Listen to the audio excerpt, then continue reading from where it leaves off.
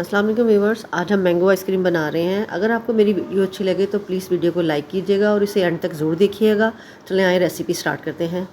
सबसे पहले मैंने एक बड़ा आम लिया जिसको मैंने रफली सा काट लिया और उसको मैंने 15 मिनट से एक स्ट्रेनर में डाल के रखा है ताकि देखिए इसके अंदर से जितना भी है वो पानी वो सारा नीचे आ जाए। और अब हम इसका पल्प तैयार कर लेते हैं और अब इसकी प्यूरी बना लेते हैं। प्यूरी बनाने के लिए आप इसको ग्राइंडिंग जग में भी ले सकते हैं। मैं इसको हैंड ब्लेंडर से पीस रही हूँ। अब कोई सा भी बर्तन लें, उसमें 1 1/3 कप दूध ले लें और मैंने दूध फुल फैट लिया है और 2 टेबलस्पून मिल्क पाउडर। इससे टेस्ट बहुत अच्छा आएगा, रिचनेस आएगी आइसक्रीम के अंदर। और 1/4 कप शुगर। इसको थोड़ा सा मिक्स कर लें। अभी फ्लेम नहीं ऑन किया ताकि ये इसकी दूध की गुठलियाँ ना बने इसके अंदर।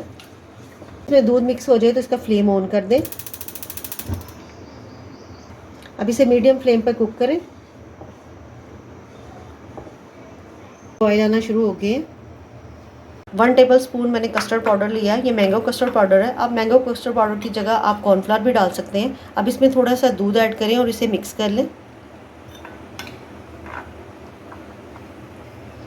कस्टर्ड पाउडर इसमें मिक्स हो गया। अब इसको दूध में डाल दें। अब इसको थोड़ा थोड़ा करके इसके दूध में डाल दें।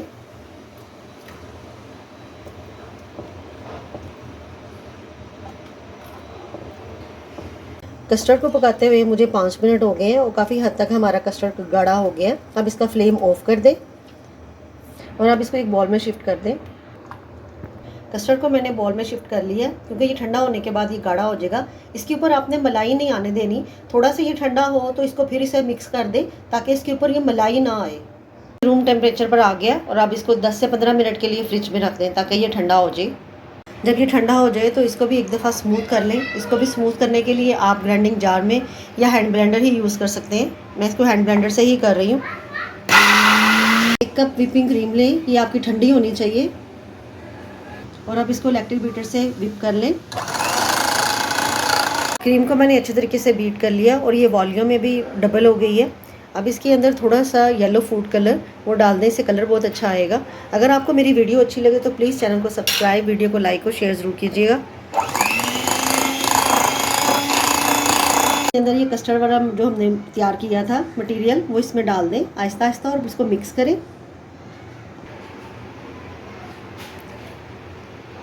कस्टर्ड डालने के बाद हमने जो इसकी प्यूरी तैयार की थी मैंगो की वो डाल दें और इसे भी मिक्स करें।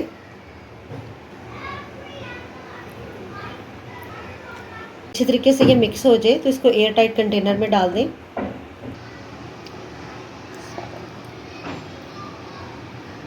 अब इसके अंदर थोड़े से मैंगो डाल दें इसके और इस तरह मिक्स कर लें। लास्ट में इसके ऊपर मैंने थोड़ी सी प्यूरी रखी थी वो ऊपर इस तरह डाल दें और इस तरह कर दें ताकि इसका डिज़ाइन सा बन जाए।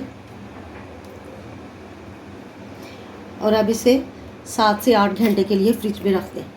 8 घंटे के बाद आइसक्रीम देखिए हमारी कितनी अच्छी हो गई है। और अब हम इसे सर्व कर लेते हैं।